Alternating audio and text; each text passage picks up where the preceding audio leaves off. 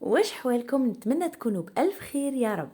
الفيديو تاع اليوم رايحين نهضروا فيه على حاجة كلنا نديروها كي يبدأ فصل الشتاء، وكلنا يكون عندنا مشاكل معاه، اللي هي شعرنا يولي شايح متعكرش ويوقف وحده.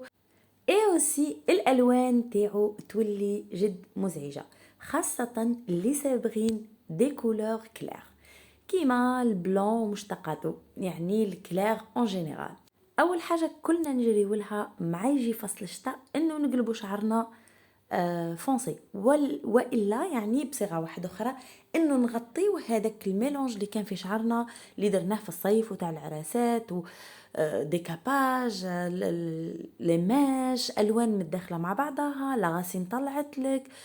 نحبوا نوحدوا لون شعرنا ويكون اللون اللي يكون فريمون يغطي كلش ويبان شعرنا او موحد. هذه الاولى. حاجه الثانيه اللي نديرها اللي هي نعودو نفركتو على حاجه ترد لنا شعرنا مليح، لانه في فصل الشتاء جو سي با علاه انا واحده من الناس شعري يدير لي زونتين يوقف. اول حاجه راح نبدا لكم بها في هذا الفيديو، والفيديو الجاي ان شاء الله راح ندير لكم الحاجه الثانيه. اول حاجه راح نبداو بها هي توحيد لون الشعر.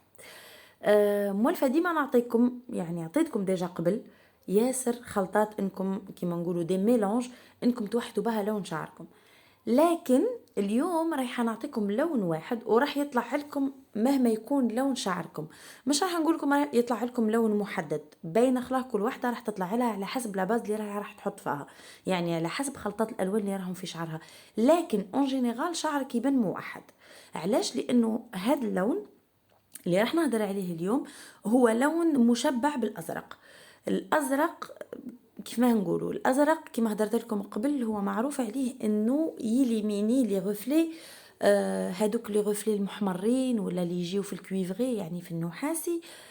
هذيك الحاجه اللي تجي مزعجه كي نجيو نصبغوا شعرنا، لا غاسين تطلع لنا اورانج بالحموره يتو.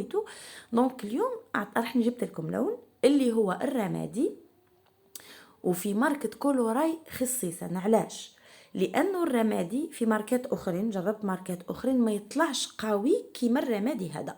الرمادي هذا هو نورمالمون في ماركة كولوراي محطوط كمعزز لون، مش مصحح، معزز لون، يعني يعزوا به اللون وتقدري تاني تستخدميه كمصحح، يعني تستخدمي فيه شويه باه تيفيتي هذوك لي كولور المزعجين كي تكوني راح تصبغي البلون، خاصه في الالوان يعني الشقار. وايضا نقدروا نستعملوه كصبغه كامله، يعني نصبغوا به شعرنا. هو نورمالمون هذا الرمادي كي يتصبغ فوق شعر مسحوب لونه، يعني ليماش ولا ديكاباج، يخرج لك لون رمادي غامق، يعني كيف ما نقولك ان غري سوري، ودرت عليه ديجا فيديو من قبل. وفي هذا الفيديو نعدت لكم الالوان كيف ما يطلع اللون فوق شعر مسحوب لونه. ايضا نقدروا نستعملوه كموحد لون ويصلح موحد لون اكثر من الالوان الاخرى. موالفه يعني اون جينيرال احنا نوحدوا اللون بالشاتان، رقم 5 رقم 4 شاتان كلير، لكن يطلع لنا في الحموريه، يعني لا غاسين ولا لي غفلي يطلع فيه غفلي نحاسي. لكن بهذا اللون راح يطلع لكم شعر غامق، غير هادوك لي ماش اللي كنتي مدايرتهم قبل ولا الديكاباج راح يطلع لك في الرمادي الغامق غري سوري، لكن ما يبانش فريمون غري سوري. اون جينيرال كي تصبغيه يعني تستخدميه كصبغه راح يوحد لك لون شعرك وراح يخرج لك لون رائع، يعني حتى لاغاسين اللي طلعت لك ماهيش راح تولي باحمرار ولا راح كيما نقولوا تولي نحاسيه ولا. المهم لاغاسين ديما معروف عليها تفيري شويه كي تكوني تصبغي صبغه نورمال شاتان كلير المارون، تطلع لي غفلي بلي غفلي هكا كويفري، يعني في النحاسي اون كيلكو سورت. لكن بالرمادي راح يطلع لك ان شاتان فونسي روعه، والباقي تاع الشعر يعني كيما نقولوا الى دايره ليماش ولا ديكاباج قديم ولا بالياج قديم راح يطلع لك في الرمادي الغامق. دوكو كي تصبغي شعرك كامل، كي توحدي لون شعرك بهذا اللون راح يطلع لك كي شغل مدايره كيف ما نقول لكم شغل مدايره يعني شعرك ناتوريل فوق منه دي غوفلي، فريمون اون كولور تري بيل كولور. طبعا مش كل وحده راح يطلع لها اللون كيما الاخرى، كل وحده واش عندها ميلونج في شعرها. مي اون جينيرال راح يغطي الالوان هادوك كاملين، وراح يعطيك توحيد للون، وراح يعطيك تانا ان في مليح، يعني لي غفلي اللي يمدهم ملاح.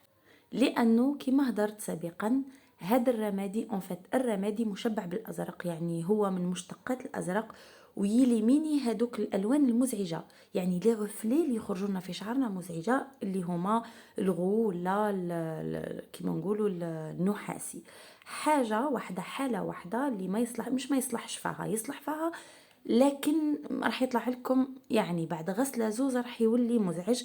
اللي صابغين الاحمر ومشتقاته، المشتقات تاع الاحمر ان كان بغدو ان كان اي حاجه، راح بعد الغسيل راح يبدا يبان هذاك الاحمر، لانه الاحمر ما يتخباش. اوكي، نجيو دركا لطريقه الاستعمال. طريقه الاستعمال تستعملها كاي صبغه، كيما هدرنا قبل في الفيديوهات اللي قبل، انه كميه الصبغه تساوي تماما كميه الاكسيدون اللي هو الاكسجين. اكسجين، ها فوالا. نفس الكميه تستخدمها، لكن من المستحسن انه الى لقيتو الاكسيدون فوليوم 10، يعني تركيز 10، اكسيدون تركيز 10. الى ما لقيتوش فرقتو في فيديوهاتي القدم، رايحين تلقاو كيف ما نخفوا من التركيز تاع الاكسجين، يعني تاع الاكسيدون، ونردوه مثلا من 30. الى انت عندك 30 تقدري ترديه 20، وتقدري ترديه 10، اللي هي نقصوا في الكميه، نزيدوا في باقي الكميه نكملوها بالماء. المهم الاكسجين يكون تركيز 10. وعلاش؟ لانه كما شرحت ديجا في فيديوهاتي القدم، انه الاكسيدون مثلا على قد ما يطلع، مثال اكسيدون 10 يطيح لك درجه هو وحده، بدون الصبغه ولا بدون ما تزيدي له اي حاجه، هو وحده 10 يطيح لك درجه، يعني درجه من شعرك ينقص لك، يعني كشغل يسحب لك درجه من درجات من لون شعرك. الاكسيدون فوليوم 20، يعني تركيز 20 راح ينقص لك درجتين، تركيز 30 راح ينقص لك 3 درجات. يعني هنا ملي تكوني رايحه تقدي لون شعرك راح يعاودوا يخرجوا لك لي غفلي هادوكا الغو ولا لي غفلي تاع النحاسي. فوالا، دونك دوكو استعملوا فوليوم 10، يعني تركيز اكسجين تركيز 10 معاه، واستعملوا نفس الكميه، يعني كميه الاكسجين قد كميه الصبغه.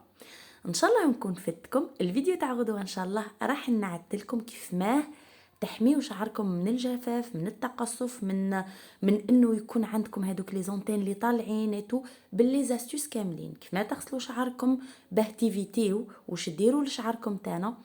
وراح نعدلكم منتوج انا فادني ياسر. المنتوج هذا ديتو من قناه اسما بيوتي. اسما ديما جو في كونفيونس للحوايج اللي ديرهم، الحاجه اللي تجيبها اسما راهي فعاله من الاخر. دونك هذا المنتوج فادني ياسر ياسر ياسر، راني نستعمل فيه من بدايه الصيف تقريبا. الباطه اللي شريتها من بدايه الصيف راهي لدرك في نهايتها، بصح ملاحه فريمون ملاحه.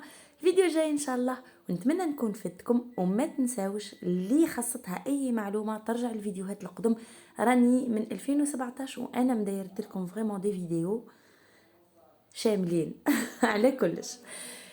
دونك بقاو على خير، وغدوه ان شاء الله.